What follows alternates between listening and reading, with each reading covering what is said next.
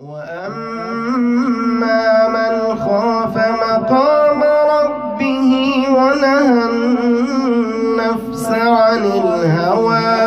فَإِنَّ الْجَنَّةَ هِيَ الْمَأْوَى۔ حدیث نمبر 35، حج کی فضیلت۔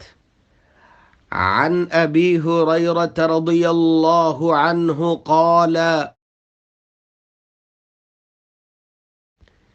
سمعت رسول اللہ صلی اللہ علیہ وسلم يقول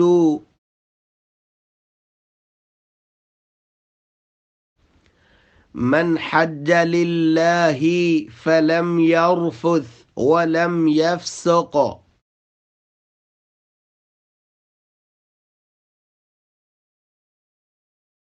رجع كيوم ولدته أمه۔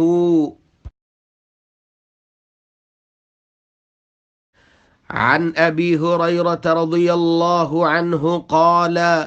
سمعت رسول الله صلى الله عليه وسلم يقول من حج لله فلم يرفث ولم يفسق رجع كيوم ولدته أمه۔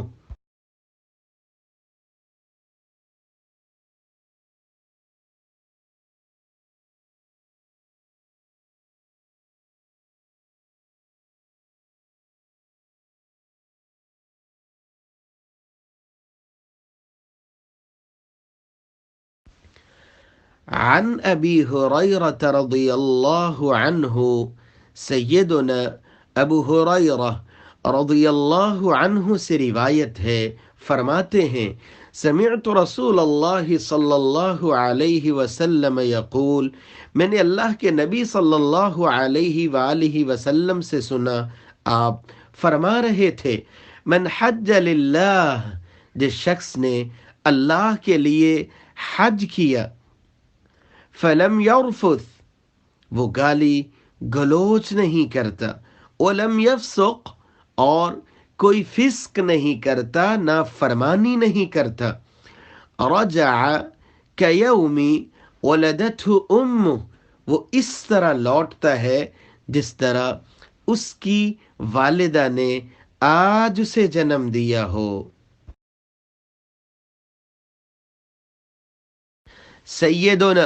ابو ہریرہ رضی اللہ عنہ روایت کرتے ہیں سمعت رسول اللہ صلی اللہ علیہ وسلم یقول، میں نے آپ صلی اللہ علیہ وسلم سے سنا، آپ فرما رہے تھے من حج للہ فلم یرفث ولم یفسق، جو اللہ کے لیے حج کرتا ہے، کوئی گالی گلوچ فحش گوئی نہیں کرتا، کوئی نافرمانی نہیں کرتا، رجع کیوم ولدته امه، حج کے بعد گناہوں سے اس طرح پاک ہو کر کے لوٹتا ہے جس طرح آج دنیا میں آنکھیں کھولی ہوں۔